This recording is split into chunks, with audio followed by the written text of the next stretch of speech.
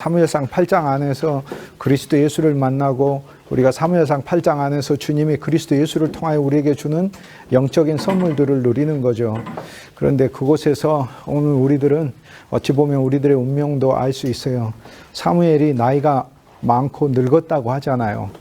우리도 아무리 사무엘이어도 사무엘도 늙는데, 바울이어도 바울도 가는데, 나사로는 예수님이 다시 부활시키셨지만 부활시켜도 죽는 거죠.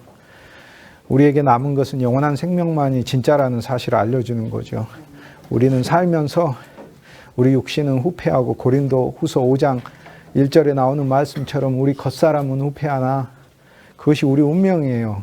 겉사람을 다시 되돌리거나 전혀 늙지 않고 영원한 젊음을 유지하며 육체로 사는 길은 없고, 영원한 젊음은 그리스도 예수밖에 없기 때문에 영원한 생명을 누리면 이미 영원한 젊음을 가진 것이죠. 하지만 우리 몸은 늙어가고 우리 몸은 쇠하는 것을 알 수가 있죠. 그것을 통해 물론 이제 우리가 예수의 생명을 누리면 다른 사람들보다 노화가 훨씬 더딥니다. 해가 늦게 가고 해가 서 있기도 하고 그래요. 그래서 무슨 상황에서든지 그리스도 예수의 생명을 누리시면 훨씬 더 젊어져요. 다른 사람보다 최소 못해도 10년 이상은 더 젊어져요. 주 예수의 영원한 생명이 육신 생명을 냈잖아요. 영원한 생명을 우리가 그리스도 예수를 통하여 받았지만 애초에 이 영원한 생명은 원래 처음부터 있었잖아요. 하나님의 생명이니까. 그 생명이 이 세상의 생명들을 냈잖아요. 그래서 이 세상의 생명들은 모형인 것이고 예수 그리스도만이 영원한 생명이라, 우리가 이 세상의 생명은 쇠약하고 나이 들고 늙어가지만 그리스도 예수의 생명은 영원 생명이니까 영원한 젊음, 어제나 오늘이나 동일하시잖아요. 그리스도 예수께서 어제나 오늘이나 동일하게 중보하고 있고, 오늘 내가 믿음 좋고 어저께는 믿음이 안 좋았고, 그래서 어저께는 주님이 중보를 안 했고 오늘은 나를 위해 중보하고 그러신 게 아니라, 어제나 오늘이나 우리는 어제와 오늘이 다르지만 그리스도 예수는 언제나 우리를 동일하게 중보하고 계시고, 그 동일한 중보만이 아니라 그분 본성 자체가 영원한 젊음이라는 것을 알려주고 있기 때문에 우리 겉사람은 후패하지만 그리스도 예수 안에서 영원한 생명을 누리면 노화가 어찌됐든 더디어지는 것이 사실입니다. 그렇지만 그럼에도 불구하고 우리는 사무엘이라 하더라도 시대가 끝난다는 사실을 보면, 하나님이 오늘 우리들에게 이 세상에 보내셔서 이 세상에 살면서 내가 언젠가는 한 시대에 태어나야 하잖아요. 만세전에 하나님이 태어나게 하신 거니까.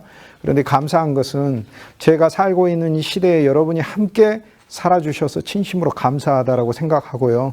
기왕에 우리가 함께 세상을 사는데 어떤 사람은 내가 사는 시대가 그냥 훨씬 더 오래전에 500~600년 전에 그 시대에 살아서 그 시대에 유명한 사람들과 살았으면 좋겠다. 미켈란젤로나 레오나르도 다빈치하고 같은 세대에 살았으면 좋겠다.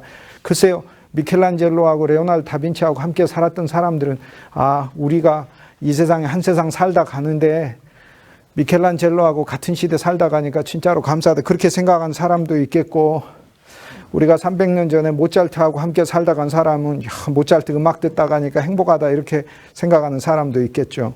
500년 전에 루터랑 같은 시대에 있었던 사람은 루터 같은 사람, 또 칼빈 같은 사람하고 함께 신앙생활해서 좋긴 하겠다 이렇게 생각하지만, 우리는 어느 시대, 이 시간을 사는 우리는 언젠가 보내져서 살다가 간단 말이에요. 그런데 감사하게도 저는 이 시대를 감사해요.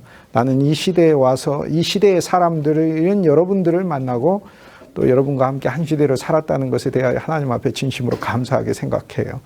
그리고 이 시대가 바로 하나님이 나와 여러분에게 주신 시대이기 때문에 우리도 언젠가 사무엘로서 사역을 하다가 늙어져서 누군가 이제 물러날 때가 된 것 같습니다라고 하는 그런 이야기를 듣게 되는 그때까지 하나님의 일은 우리 안에서 계속 진행돼야 된다라는 것을 저희가 보는 거죠. 그래서 한 면에서 슬픈 이야기지만 한 면에서 오늘 우리들에게 나이 들어서 늙어가는 그 계속 우리의 그 과정 속에서 또 우리가 하나님 앞에 어떤 일을 해야 하는가를 알려주죠. 나이 든 사무엘이 더 이상 순회는 못하지만 새로운 사람들을, 성경 안에서는 나이 든 우리들이 해야 할 일들에 대하여 많은 것을 사실 말해주고 있어요.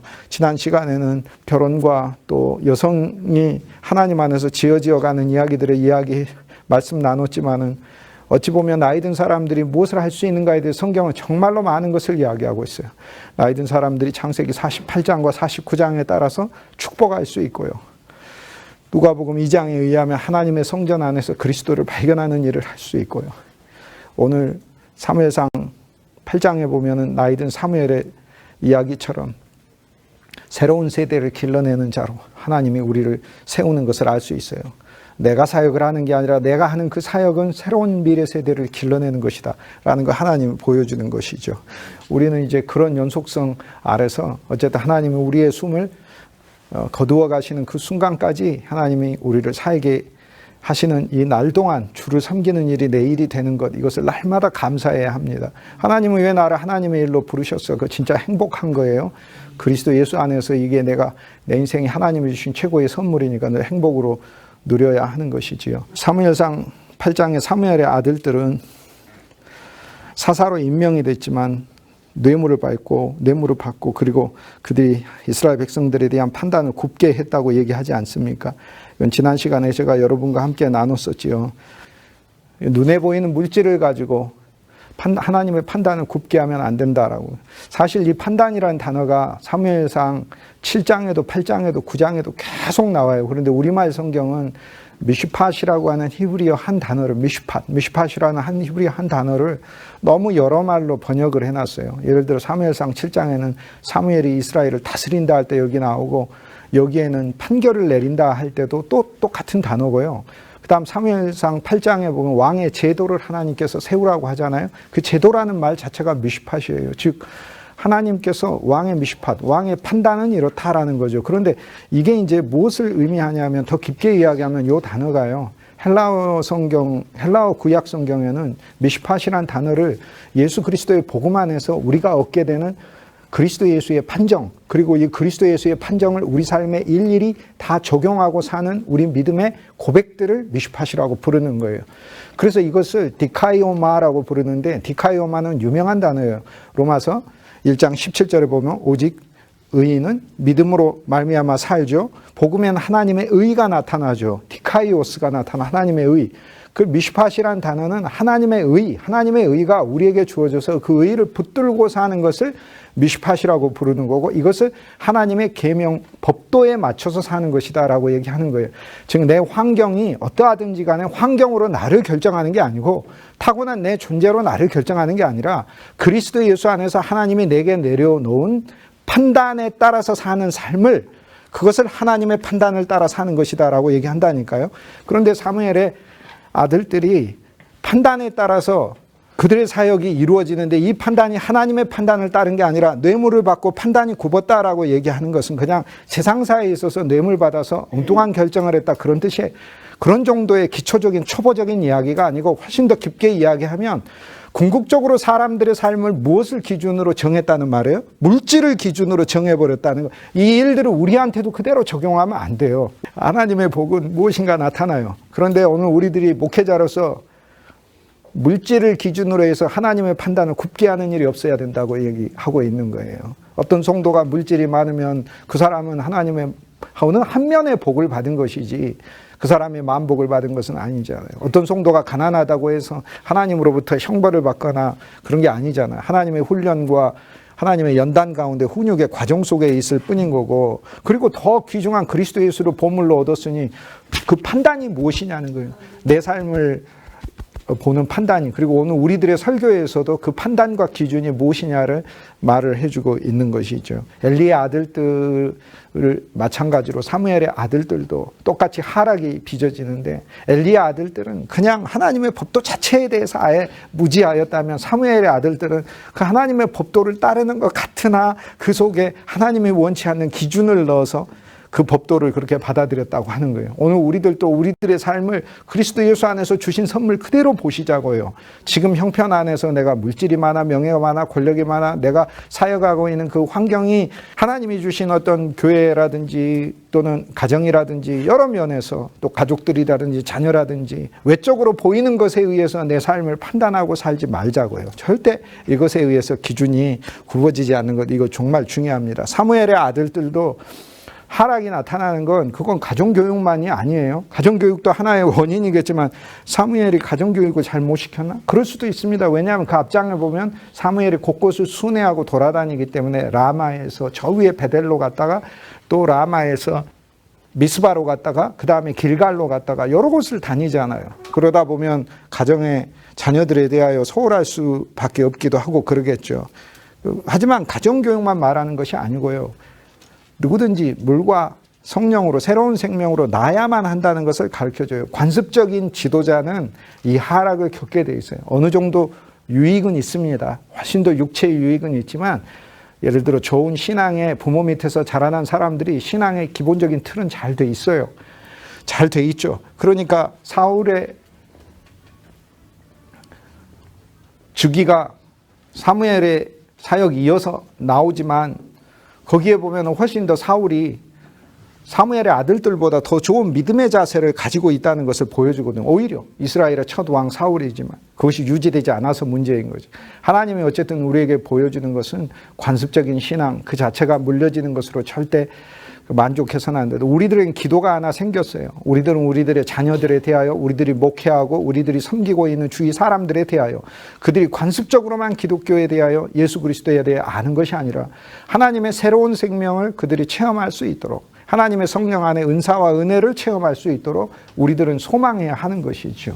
그렇게 해서 거듭난 그리스도인이 되도록 우리가 권면해야 하는 거죠. 그리고 우리는 한 면에 있어서 교회 나가라, 신앙생활 해야 된다, 어려운 일 있을 때 하나님께 기도해야 된다. 저도 그렇게 늘 누구를 만나든지 권면하지만, 심지어 제 자녀들에게 권면하지만 제 마음속으로는 진짜 하나님 앞에 매일 드리는 기도가 있어요. 저들이 그리스도 예수를 생명으로 누리고 생명으로 체험하고 그리스도 예수 안에서 새로운 생명의 자녀가 되고 인생이 예수 그리스도를 증거하고 그리스도로 충만해지는 삶이 되기를 소망한다고 그것을 기도하는 것이죠. 율법의 한계, 유전의 한계, 전통의 한계, 육친의 한계, 관습적 신앙의 한계, 모든 것을 보여주고 있습니다. 사무엘상 8장에서 왕의 제도를 말씀하고 있잖아요. 이렇게 돼 있는 거죠. 이들의 잘못은 여러 가지 잘못을 이스라엘 백성들이 사무엘상 8장에서 보여주고 있죠. 왕이 없으니까 왕을 세워주소서. 그 왕을 세워달라고 하는 것 자체가 예를 들어서 처음부터 이제 불신이 되는 이야기 뭐냐면, 왕이 있는데 왕을 세워달라고 하니까 그럼 지금 있는 왕은 뭐가 무시되는 거예요. 하나님이 왕이시잖아요. 그러니까 사실 믿음으로 요구를 하면 하나님이 우리 왕이신데 하나님의 대리자를 세워주십시오, 이렇게 얘기를 하면 이스라엘 백성들이 믿음의 요구가 되는 것이죠. 그런데 이스라엘 백성들이 그렇게 요구를 하나님께 하는 게 아니라 왕을 세워 주십시오, 이렇게 얘기를 하는 거죠. 이것이 바로 이들의 잘못입니다. 이들이 와서요, 8장 5절에 보면은 사무엘에게 뭐라고 하냐면 보소서라고 얘기해요. 보소서라, 당신은 늙었고 당신의 아들들은 판결을 굽게 하고 있고, 이렇게 얘기해요. 보소서. 여기 보면은 목사도 문제고 장로도 문제고 성도도 문제고 다 문제라는 것을 알 수 있어요. 교회의 문제는 어느 일방의 문제만이 아니에요. 여러 이 부분에서 문제가 있으니까 그래요. 여기서는 사무엘도 문제잖아요. 사무엘도 늙었어요. 우리도요, 영적으로 늙으면 문제돼요. 진짜 우리는 영적으로, 육으로 늙어가지만 영으로는 새로워야 돼요. 영으로는 계속해서 한나가 있었다가 엘리가 나오고 사무엘이 나오고 그 다음 이가봇도 나오고 여기 계속 이제 사울이 나오고 이후에 다윗이 나오고, 나오는 이유가 뭐겠어요? 그리스도 예수 안에서 우리의 신앙이 매일 새로워질 수 있도록 하나님이 새로운 영적인 양식의 모델을 우리에게 주고 계신다는 거거든요. 우리도 그리스도 예수 안에서요, 새로워지지 않으면 반드시 늙어가요.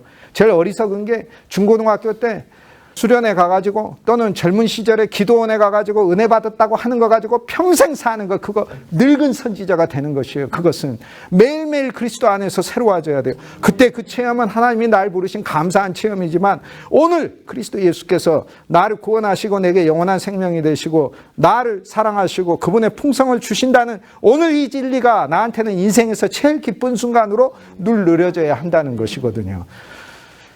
늙고 병든 목회자의 그 모습 속에서 머리가 이제 하얘진 저도 이제 여기서 굉장히, 사실 사무엘상 8장 제가 성경에서 제일 좋아하는 장이지만은 이 모습을 보면서 그런 생각을 해요. 언젠가 와서 보십시오라고 얘기해요. 근데 그 보라고 하는 게 뭘 보라는 거예요? 장로들이 현실을 말하고 있잖아요. 당신은 늙었고 당신들의 자녀들은 굽었고 밖에 나라들을 보니까 왕제도를 세워서 막 가더라. 이 인식이 현실적인 것만 보는 인식이잖아요. 이게 교회의 지도자라니, 이게 교회의 장로들이라니, 얼마나 이거는 어떻게 보면은 참 탄식이 나오는 거 아닙니까? 오늘날에 우리들이 교회 사역을 하면서 우리들의 성도들이 가지는 그 사역의 기본적인 태도는 현실적인 것에 대하여 늘 보고 있다는 것을 우리는 알 필요 있어요. 그런데 이것이 옳은 것은 아니에요. 보십시오라는 게 뭘 봐야 되는, 성경에서 예수님이 보라 그렇게 말해서 드레핀 백합화를 보라 그랬을 때 꽃 이쁘구나 꽃 구경하라는 게 아니고 드레핀 백합화도 입히시거나 하물며 너희를 안 입히시겠느냐 그 다음을 보라고 말을 하잖아요. 그러니까 성수관 교회 지도자들 같으면은 여기서 보소서가 영적인 것을 볼 수 있어야 되는데 지금 말하는 거 보십시오. 당신은 늙었고 당신의 자녀들은 판결을 굳게 하고 있고, 우리들이 지도자도 문제고 교회 안에 있는 교회의 많은 사역자들뿐만 아니라 평신도 리더들로 세운다 하더라도 그 리더들조차도 현실에 의해서 우리 교회가 지금 부흥하고 많이 하는 것으로 지금 모든 것을 판단하고 있다 그 말이에요. 바로 이것이 첫 번째 잘못이에요. 그 다음에 다른 나라는 왕이 있는데 왜 우리나라 왕? 이스라엘 하나님은 왕하고 계셔. 다른 나라와 같게가 아니에요. 아담과 하와는 창조되고 나서 하나님과 높아지려고, 하나님과 같이 되려고 하는, 높아지려고 하는 죄를 범했는데, 여기서는 하나님의 세우신 고귀한 나라인 이스라엘을 세상의 나라와 같이 낮아지려고 하락하려고 노력하고 있는, 섬기려고 낮아지는 게 아니라 다른 나라의 수준으로 내려가려고 하는 죄를 범하고 있는 것을 보여주고, 다른 나라와 같게 해달래. 다른 나라는 자기 노력으로 정부를 이루고 가는 나라죠. 세상에서 유일하게 하나님께서 이스라엘 나라만큼은 하나님이 세운 나라는, 다른 나라들은 하나님이 세운 나라가 아니라 허락해줘서 세워진 나라인 것이고, 이스라엘은 하나님이 세운 나라잖아요. 우리나라 대한민국도 사람들이 하나님으로부터 허락받아 세운 나라이지 하나님이 세운 나라가 아니에요. 그러나 오늘 우리들은 믿음으로 이 나라를 하나님께 드릴 수 있을 뿐인 것이지, 진정한 의미의 진짜 왕과 지도자는 하나님이신 것이죠. 하나님이. 근데 그리스도인들이 그걸 안 믿어요. 그리스도인들이 자기들의 힘과 노력으로 이 나라를 마치 하나님의 나라 비슷하게 만들어보고 바꾸어 보려고 하는 것이다 이 말이에요. 사무엘상 8장의 재현인 것이지. 그것은 진정한 하나님의 나라는 진짜 하나님의 권세와 영광을 가지시고 그분이 그분의 통치를 펴나가고 계시거든요. 그러면 펴나가고 계신 것에 대하여 또 순종할 필요가 있는 거예요. 순종할 필요가 있는 거죠. 그거 당연하죠. 사울을 왕시켜도, 사무엘이 사울을 왕시켜도 그 중에 일부는 궁시렁 되면서 저런 불황배가 어떻게 우리 왕하는, 불황배 아니야. 사실 성경에서 그는 준수한 사람이요 특별한 사람이라고 말을 하는데도 불황배라고 얘기를 하고 있어요. 그러나 하나님께서 만들어간 현실에 대하여 어쩔 수 없이 세상에 있는 어떤 그 정부들의 일들은 순종할 수밖에 없는 면들이 있다라는 것을 말해주고 있는 거예요. 그런데 그리스도인들은 세상 나라에서도 구출하셨기 때문에 이 정말로 진실로 이 세상에 있는 온갖 종류의 그 악한 영들에 의해서 우리는 우리의 영이 흐려지지 말아야 돼요. 그리스도 예수만 소망 삼고 그분의 복음의 나라는 주 예수의 이름 안에서 세워지는 나라예요. 이것은 세상 사람들의 어떤 한 편을 드는 것이 아니다라는 것을 알 필요가 있습니다. 이들의 진짜 잘못은 우리를 왕 세워달라고 그랬어요. 우리를 왕으로 세워달래. 우리 중에서 왕을 뽑아달래요. 우리로 왕을 세워 우리가 우리를 다스리게 해달라. 하나님의 위치는 뭐야? 그럼 하나님 구원만 해줬으면 됐어. 하나님 창조만 해줬으면 됐어. 나머지의 판단의 일, 여기서 다스린다는 말이 판단이라고 그랬잖아요. 제도라는 말 똑같은 말이거든요. 그런데 그게 무엇을 의미한다? 디카이오마, 하나님의 의에, 하나님의 의는 믿음 아니에요? 그리스도 예수의 십자가와 부활을 통하여 나타난 의잖아요. 이것이 바로 내 삶의 가장 기준점이 된다는 것을 말하는 거고, 어떠한 환경에서나 주 예수의 십자가로 구원받은 자이고 예수의 부활의 새로운 생명을 가진 자이고 하나님이 나에게 복음의 위임을 맡기셨고 그분의 영광을 위하여 쓰임받는다는 믿음의 고백 아래서 내 삶을 해석해 나가는 것을 믿음에 따른 판단이라고 그러고, 이것이 바로 하나님의 통치 아래에 있는 삶이라고 말을 하는 것이거든요.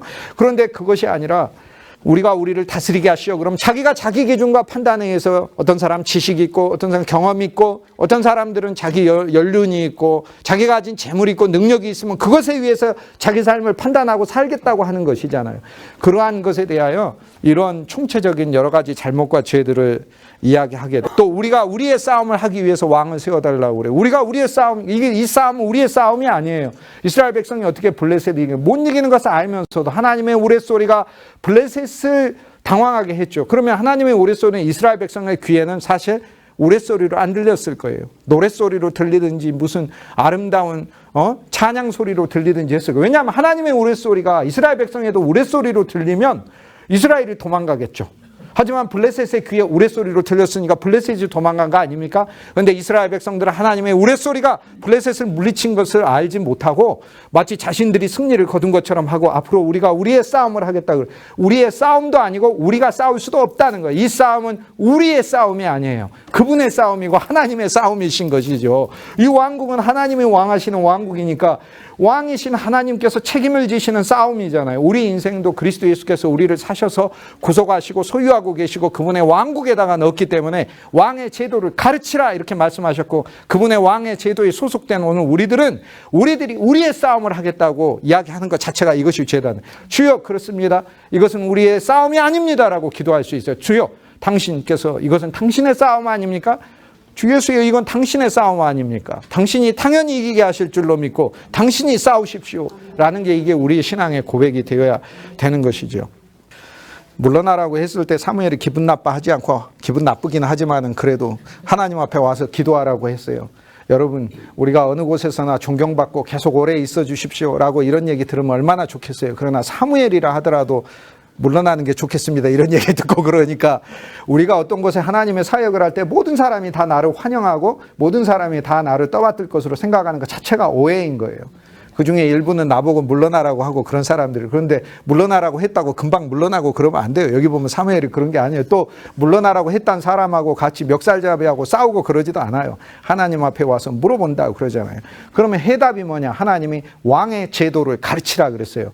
왕의 제도를 가르치라 이야기는 왕의 제도로서, 그러면 좋다, 왕을 세워주고 왕의 제도가 들어서게 하겠다. 이게 실은 하나님 뜻이에요. 하나님 양보하신 게 아니고요. 이게 하나님의 뜻이에요. 우리의 신앙은요, 선지자 사무엘을 통하여 선견자죠. 미래를 보고 또 하나님의 말씀을 듣는 수준에서 더 나아가 그분의 왕국 안에 들어간 왕국의 제도 아래 우리가 산다는 거예요. 왕국의 제도 아래 사는 건 너무 감사한 거죠. 왜요? 나와 여러분의 인생 내 마음대로 살다가 어려울 때 하나님께 기도해서 하나님이 내 삶의 문제에 응답해 주시고 환난에서 벗어나는 그런 정도의 신앙이 아니고, 그분의 왕국이라고 하는 왕국의 백성으로, 왕국의 종으로, 왕국의 신하로, 그 왕국의 천부장으로, 백부장으로, 그 왕국의 아들로, 그 왕국의 딸들로서, 그 왕국을 상습받을 자들로서 하나님께서 나와 여러분을 불러서 그 제도 아래서 내 인생을 살게 해주시겠다 그러면 이처럼 놀랍고 감사한 것이 없는 것이죠. 그래서 실은 이것이 반드시 중간에 있어야 되는 과정이다.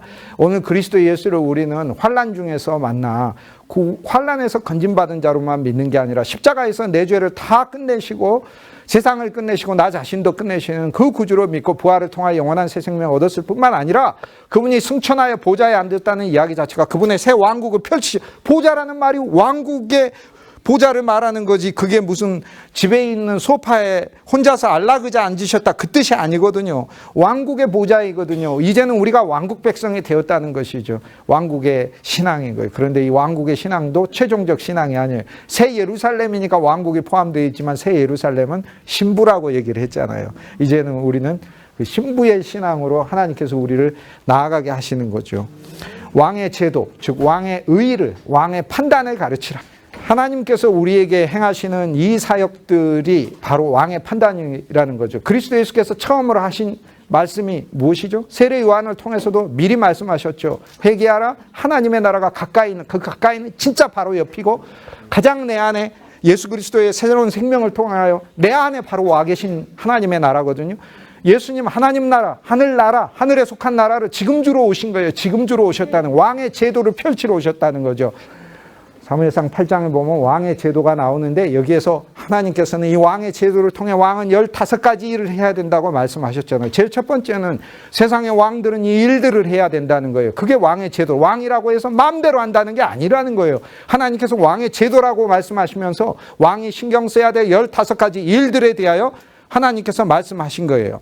제일 첫 번째, 이미 우리가 보았지만 아들들을 데려다가 병거와 말을 어거하게 하리니, 세상 말로 하자면은 하나님의 백성들뿐만 아니라 이 세상에 있는 사람들조차도 하나님이 만드신 왕의 제도 아래서 이러한 방식으로 국가가 운영되면 어느 정도 주님께서 이 세상의 어떤 나라하고도 달리 부강한 나라가 되게 하신다고 말씀하신 거예요. 그래서 왕의 제도를 가르치라고 그런 거예요. 왕이 가장 먼저 첫 번째로 신경 써야 될 것은 국방이라는 거예요. 군인들을 양성하고 병거, 이것을 앞서서 달려나갈 병사들을 뽑도록 하고 병거 앞에서 달릴 군대를 그리고 병거를 움직일 자들을 뽑게 하고 그 다음에 너희의 아들을 천부장과 우십부장을 삼고 지도자로 양성해내고 밭을 갈게 하고 농업을 장려하고 산업을 발전시키고 추수를 하게 하고 풍성한 곡식에 그들이 기술자가 되게 하고 밭과 추수라고 하는 게 국가에서 왕이 무엇을 주력해야 해야 된다고 얘기해요. 여기서 왕의 제도에 하나님이 무슨 어떤 세상의 왕이 흔히 하던 얘기를 했어요. 이 세상에 우리 민족이 겪었던 수많은 외란과 호란같이 다른 나라를 침공해가지고 다른 나라의 것을 뺏어가라고 하나님 말씀하신 게 아니라 밭을 갈게 하고 추수를 하게 해라라고 말씀하셨잖아요. 그게 왕이 기본적으로 가져야 될 일들이라는 거. 그런데 우리나라 세계 역사에서 이 세상 사람들이 배우는 세계 위인들이라고 하면은 무슨 나폴레옹이라 하더라도 스페인에서부터 러시아까지 남의 땅 침공해가지고 프랑스에 있는 100만에 있는 그 젊은이들이 들판에서 송장처럼 죽어가도 그것이 마치 엄청난 영웅적인 행위인 것처럼 그것들을 숭배하는 바벨론 교육이 오늘날 우리 교육이 돼 있다 이 말인 거죠. 그게 자기 나라를 보호하는 게 아니라 다른 나라를 침공해가지고 빼앗는 것이 어떻게 영웅입니까? 근데 우리는 이런 것들이 일상화되어 있는 그것이 마치 당연한 시각처럼 되어 있는 그런 세상 안에서 오늘 우리들이 살고 있다는 거죠. 여기서 왕이 무엇을 해야 되는가에 대해서 하나님은 진짜 세상적으로도 너무나 명백하게 얘기를 해요. 자기 밭을 갈게 하고 네 번째 자기 추수를 하게 하고 자기 무기와 자기 병거를 만들게 해라 라고 말씀하시는 거예요. 여기서 자기 무기라는 것은 각자 자기의 기술을 양성하도록 하고 자기 병거를 만들게 하고 모두가 각자 부강한 능력을 갖추게 하고 그 다음에 딸들에게 일어날 일들을 8번째, 9번째, 10번째를 이 세상의 딸들을 향료를 만들며 문화가 융성하게 하고 이 향료를 만드는 게 그냥 만드는 게 아닙니다. 이 향료라는 게 온갖 종류의 나무들로부터 그리고 동식물로부터 채취되는 것을 가지고 만들고 화학적인 결합을 통해서 제조 공정을 통해서 해야 되는 것이기 때문에 이것은 하나님께서 또 다른 산업으로 이들을 이끄시는 거예요. 문화의 발전을 말을 하는 거예요. 요리하는 자 그리고 떡을 굽는 자가 되게 하라라는 거예요. 가정과 여성들에 대하여 관심을 기울여야 된다라고 얘기를 하며 왕의 일은 집안마다 떡과 빵이 풍성하게 해야 되는 것을 말하는 것이다라고 얘기를 합니다. 여기에서 보면 왕이 아들을 데려다가 딸을 데려다가 또 심지어 보면은 왕이 노비와 아름다운 소년과 나귀들을 끌어다가 8장 16절을 보면 끌어다가 이렇게 되어 있는데 사실 동사는 다 똑같은 동사예요. 다 한 가지 동사를 씁니다. 이 동사는 라콰크라는 동사인데 헬라어로는 이게 람바노라는 동사예요. 그런데 이 동사는 신약 성경에서 굉장히 많이 쓰이는 동사입니다. 이거는요 그냥 데리고 가는 것을 의미하는데 탈취한다는 뜻만 있는 게 아니에요. 사오다라는 뜻도 있어요. 그래서 여기서 왕이 누구를 데려다가 종살이를 시킬 땐 합당한 페이를 지불하고 데려오라는 말이 돼 있어요. 사서 데려와라 라는 얘기가 돼 있어요. 그리고 데려오다라고 이야기를 할 단어만 있는 게 아니라 여기는 임명하다라는 뜻도 있어요. 그리고 취하다라는 뜻이 있는데 왕이 책임져라 라는 말이 있어요. 왕이 사람을 데려갔을 땐 그 사람의 삶을 책임져라 라는 얘기가 들어있어요. 이 왕의 제도가 제대로만 시행되면 진짜 그나마 이 세상에서라도 좋은 나라가 되는 거예요. 11번째 보면은 밭과 포도원과 감람원이라고 얘기를 하고요. 여기서 제일 좋은 것을 생산케 해요. 즉 이제는 밭이고 감람원이고 포도원이라고 하면서 이곳은 몇 년에 걸친 좋은 품종을 재배해야 되는 그런 산업을 얘기를 하잖아요. 이런 산업에 제일 좋은 것이 나오게 하도록 하라.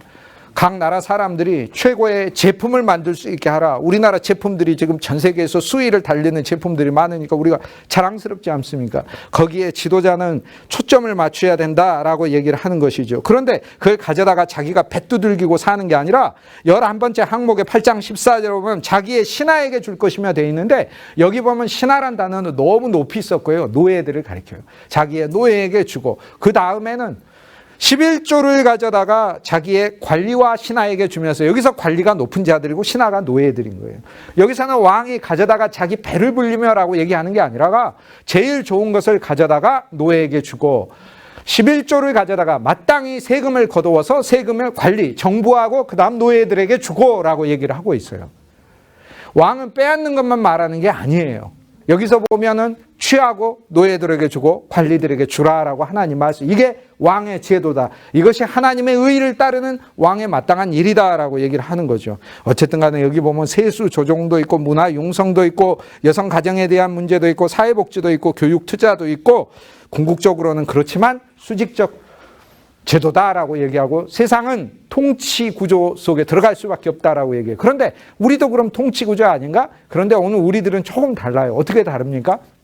제자들이 예수님에 의해서 뽑힘받아서 아름다운 신앙 공동체를 이뤘다 하더라도 그 속에서 누가 크냐고 다퉜잖아요. 그때 주님이 뭐라고 말씀하셨어요? 너희 중에 섬기는 자로 있는 자가 제일 크다고 말씀하셨어요. 너희 중에 제일 작은 자가 크다고 하셨어요. 그러니까 우리는 크게 되는 방법을 알고 있어요. 그리스도 예수 안에서. 세상에서 크게 되려면 커야 되지만 그리스도 예수 안에서는 크게 되려면 작아질수록 주님이 그것을 큰 것으로 본다는 거죠. 그래서 사실 여기에서 주님께서 오늘 우리들에게 왕에게 결국에 모든 사람들이 다 종이 되리라 라고 이야기하는 것은 히브리 사상에서 종이 된다는 것은 섬기는 자, 즉 하나님의 마음을 가지고 다른 사람들에게 하나님의 사랑을 공급하는 자를 섬기는 자라고 말을 하고 있기 때문에 세상에서 이야기하는 세상의 종과는 다른 거죠. 어떤 면에서는 모든 사람이 종이 되게 하리라 라고 얘기하는 것은 모든 사람이 서로 섬기는 자가 되게 하리라 라고 하는 거죠. 이것이 왕의 제도라는 거예요. 그런데 세상 왕에 대한 제도만 말했을까요? 아니에요. 이것은 그리스도 예수께서 우리의 왕 되시고 종 되신 것을 가리키는 거예요. 먼저는 우리가 왕하고요. 그분이 여기 나오는 종의 역할, 그분이 아들의 역할, 딸의 역할을, 그리고 남종과 여종의 역할, 나귀와 노비의 역할, 특별하게 뽑힌 젊은 미소년의 역할을 하기 위해서 그래서 왕의 제도를 이 세상에 그분의 왕의 통치를 세우시기 위해서 오신다는 것을 말씀해 주고 있는 비밀의 이야기예요. 이 속에서는 그리스도 예수가 그분의 왕권을 세우게 하여 왕으로 바로지게 하는 게 아니라 이사야 52장 53장에 그는 나의 종이다 말씀하신 종이 오벳 에돔 할 때 오벳이잖아. 오벳이 야훼의 종이다 이 말이에요. 야훼의 종, 여호와의 종인 거죠. 하나님께서 보내셔서 만인을 섬기게 하시는 거죠. 여기에서 왕의 제도를 세우라 했을 때 하나님은요 우리를 먼저 왕 세우시는 거거든요. 우리를 왕 세우시고 예수님이 먼저 왕으로 와서 니들 다 종이야. 그 다음에 니들이 왕해. 이게 아니에요. 예수님은 종으로 오셨어요. 예수님은 낮아지서 오셨어요. 빌립보서 우리는 2장 5절에 그는 근본 하나님의 본체시나 하나님과 동등됨을 취할 것으로 여기지 아니하시고 스스로 자기를 비워 종의 형체를 가져 이 땅에 오셨다고 얘기하잖아요. 예수님은 종으로 오셨다니까요. 그래서 왕의 제도로 그분께서 종이 되셔서 이 일들을 다 했어요. 그래서 여기 왕은 누구예요? 내가 왕이에요. 예수 그리스도를 믿었을 때 주님은 진짜 우리를 왕으로 올려놓으시고요. 여기 나온 종의 역할들을 하셨어요. 진짜로 종의 역할들을 하시고 우리를 위해 수고하셨고요. 우리를 위해서 그분이 논에다가 여기 아들들로서 논밭을 갈고 추수를 하고 하듯이 그분이 하나님의 아들로 사람의 아들로 와서 우리를 위해서 우리의 밭을 갈고 우리를 위해서 씨를 뿌리셨고 그분이 이 세상에 우리를 새로 태어나게 하는 어머니로서 이 세상에 오셔서 우리를 위하여 우리가 그리스도의 향기가 되게 하시고 우리를 위하여 요리를 하셨고 우리를 위하여 빵을 내셨고 그리스도 예수께서 여기에서 종이 되셔서 오늘 우리들을 위하여 봉사하셨어요. 그분의 밭과 그분의 포도원과 감람원에서 바로 그분이 우리의 신하로서 우리의 종으로서 일하셨어요. 그래서 가장 좋은 것을 내셨고 가장 좋은 것이 예수 그리스도고 가장 좋은 것을 오늘 우리들에게 선물하셨어요. 그래서 이 15가지 모든 일은 예수님이 종으로서 오셔서 우리를 왕으로 대접하시기 위해서 하시는 일이 들어있는 거예요.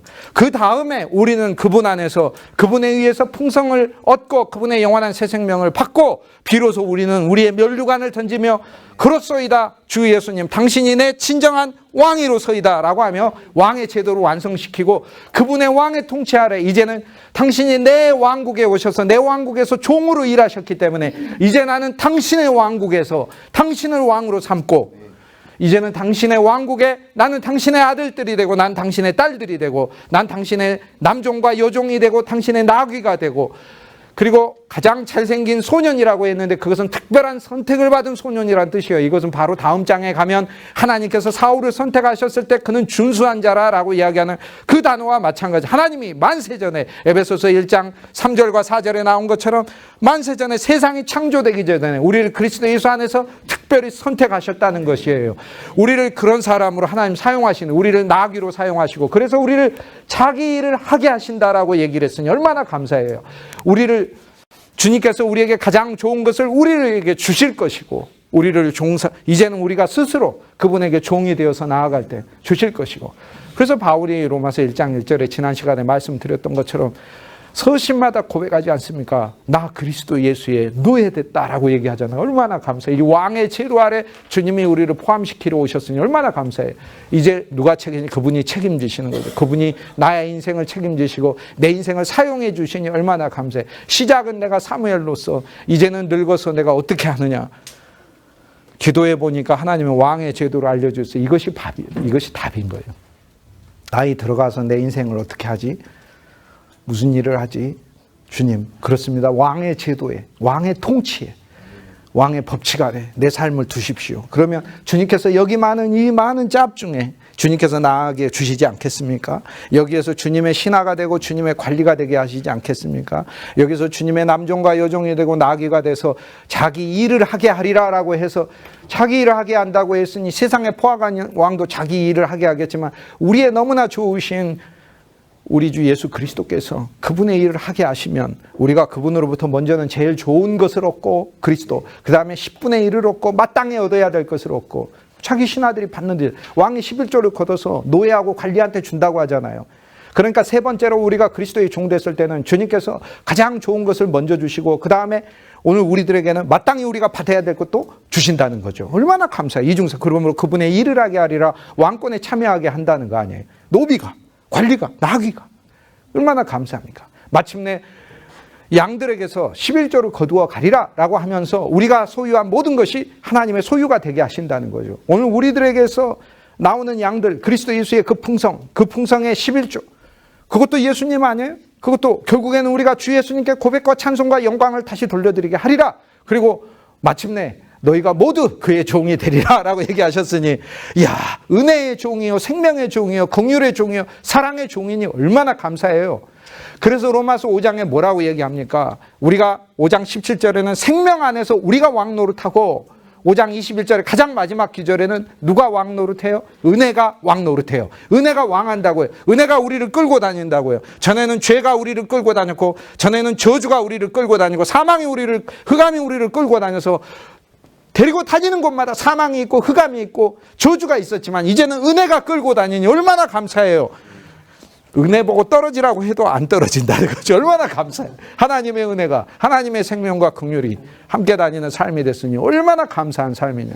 사무엘상 8장에서 왕의 제도를 가르치라 라고 하는 이야기를 통해 이 세상의 왕이 지도자가 무엇을 해야 되는지 하나님 말씀하고 계시고, 그리스도 예수께서 이 세상에 우리를 왕으로 대접하시기 위하여 종이 돼서 하실 사역들을 다 보여주고 계시고, 마침내 우리 왕국이 아니라 이제는 내 인생의 왕국은 나 아닙니까? 나와 여러분이 왕 아닙니까? 그런데 우리의 왕대 말에서 종으로 일하시는 예수의 사역만 아니라 이제는 그분의 왕국, 하늘 왕국, 하나님의 왕국, 복음의 왕국, 주 예수의 이름의 왕국, 그 왕국을 위해서 주님이 우리를 사용해 주셔서 그 왕국 안에 우리를 포함시키시고, 그 왕국 안에서 이제는 우리가 그분에게 면류관을 던지며 왕으로 고백하고, 이제는 그분의 왕국 아래서 이 풍성한 은혜들을 다 누린다는 거죠. 이것이 주님께서 사무엘에게 보여주신 복음의 비전인 거죠. 우리는 사무엘의 신앙을 보면서 블레셋을 이기고 또 우리의 많은 문제들을 극복하고 어렵고 험한 인생길에서 하나님이 우리를 여기까지 오게 하시고 인도하여 주시고 돌봐주시고 지도자를 세워주시고 이모로 저모로 쓸모있게 해주시고 하는 그런 정도 수준의 비전에서 멈추는 게 아니고, 하나님께서 우주적으로 내 인생에 대하여 예수 그리스도의 왕국을 세우시고 그 왕국에서 하나님께서 나를 사용하고 계시는구나. 사서 데려다가 예수의 피로 사서 데려다가 그분이 사용하고 계시는구나 라는 사실을 알면 할렐루야 아멘이 안 나올 수가 없는 거죠.